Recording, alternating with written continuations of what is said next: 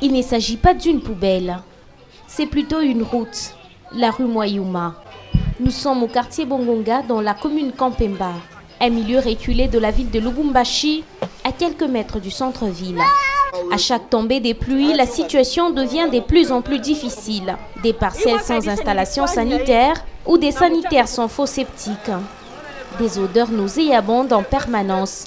Les eaux des pluies apportent non seulement les immondices, mais aussi des matières fécales.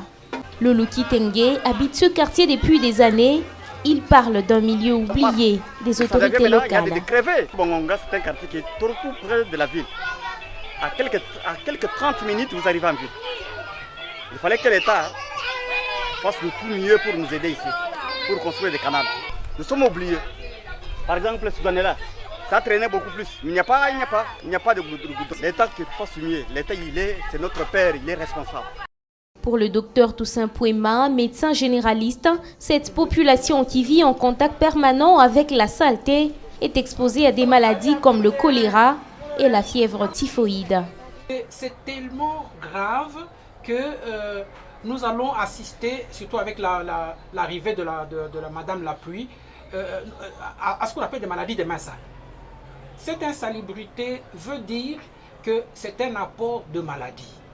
Comme la fièvre typhoïde, nous allons voir la restriction de la fièvre typhoïde. Nous allons voir aussi les maladies des vers intestinaux, par exemple.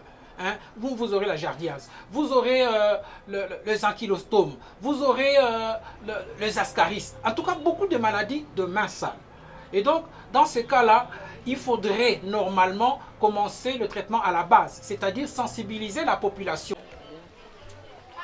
Chaque année, le quartier Bongonga enregistre plusieurs cas de choléra. Même des morts y sont parfois rapportés. Au mois de juin dernier, une campagne de vaccination contre le choléra y avait été menée, mais sans succès suite à la présence du vaccin anti-Covid auquel plusieurs personnes résistent.